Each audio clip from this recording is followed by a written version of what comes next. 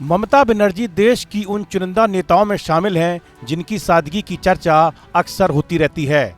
उनकी घोषित संपत्ति को लेकर भी हमेशा लोगों की दिलचस्पी बनी रहती है।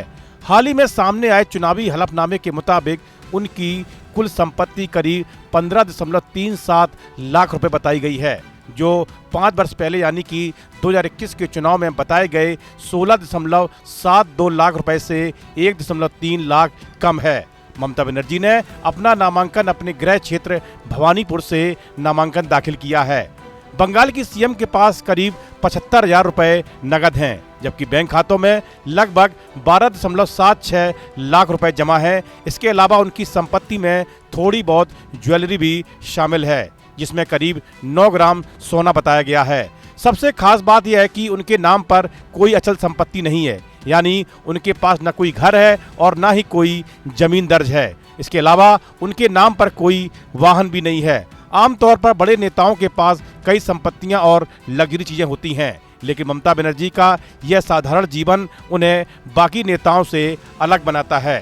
रिपोर्ट्स के मुताबिक उनके ऊपर किसी भी तरह का कर्ज भी नहीं है, यानी जितनी संपत्ति उन्होंने घोषित की है वह पूरी तरह बिना किसी उधारी के है। यह भी एक बड़ी बात मानी जाती है, क्योंकि कई नेताओं के पास बड़ी संपत्ति के साथ साथ भारी भरकम कर्ज भी होता है। ये आंकड़े उनके द्वारा चुनाव आयोग को दिए गए दस्तावेजों पर आधारित हैं। इसमें उनकी आमदनी के स्रोत, बैंक बैलेंस, नगद और अन्य छोटी मोटी संपत्तियां शामिल होती हैं।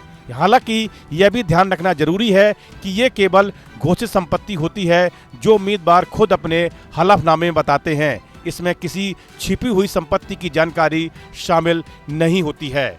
जैसा कि रिवाज है कि चुनावी हलफनामे में उनकी शैक्षिक योग्यता से जुड़ी जानकारी भी शामिल है। उन्होंने 1977 में कलकत्ता यूनिवर्सिटी से अपनी मास्टर डिग्री हासिल की। परीक्षा 1979 में हुई थी। उन्होंने 1982 में योगेश चंद्र चौधरी कॉलेज से बैचलर ऑफ लॉ की परीक्षा पास की। उनके खिलाफ कोई भी आपराधिक मामला लंबित नहीं है और न ही उन्हें किसी आपराधिक मामले में दोषी ठहराया गया है। बंगाल विधानसभा का कार्यकाल 7 मई को पूरा हो रहा है। बंगाल विधानसभा का कार्यकाल 7 मई को पूरा हो रहा है। पश्चिम बंगाल विधानसभा चुनाव 2 चरणों में कराए जाएंगे। पहले चरण में 23 अप्रैल को मतदान होगा। इसके लिए 30 मार्च को अधिसूचना जारी हुई। नामांकन की अंतिम तिथि 6 अप्रैल और नाम वापसी की लेने की तारीख 9 अप्रैल थी। दूसरे चरण के लिए 29 अप्रैल को मतदान होगा।